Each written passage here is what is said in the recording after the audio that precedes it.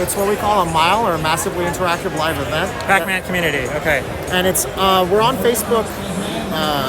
It's a Facebook instant game. It's a Facebook exclusive. Yep. And it's the most community-driven social Pac-Man title ever made. Okay. As a player, you can play Pac-Man as you never played it before. You can play up to 4 people co-op, where you're trying to clear the mazes together. Okay. And if even one person clears the maze, all 4 get respawn for the next maze, and you keep going up from there. Okay, so my understanding so far is that Genvid is a company that makes games that are massive multiplayer on social media, where you could have one person playing the main game. Absolutely. But the watching audience can participate in the game. Absolutely. By throwing awards or maybe challenging the player a little bit more. In every possible way, we are here to create experiences where viewers of games can interact with their games live while watching. So this is the watch mode of Pac-Man community, where as a viewer, I'm not playing, I'm watching a live match. In this case, it's an AI Pac-Man against the Ghost. And as a viewer,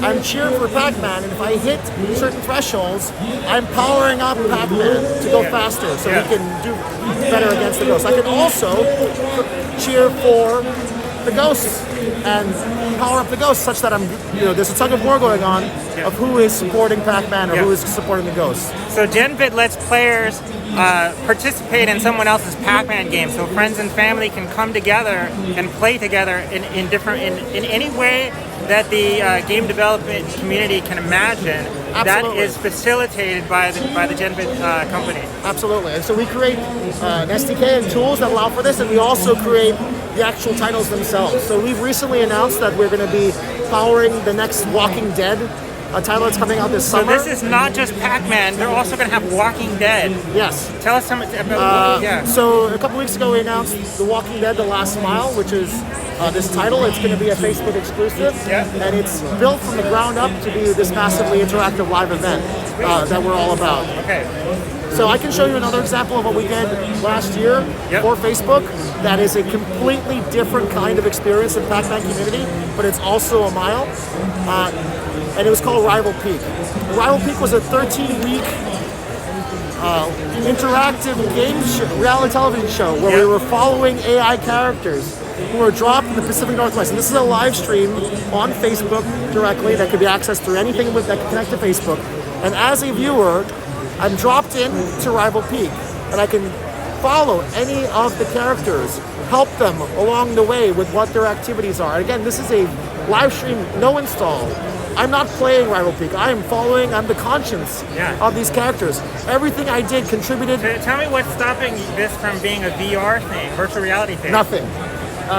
We believe that this can be a really cool way for the mass audiences to interact with a VR experience, with people in VR seeing the output of what people out of VR who are watching are interfacing with, right? And so this might be the future of virtual reality, folks. You heard it here first.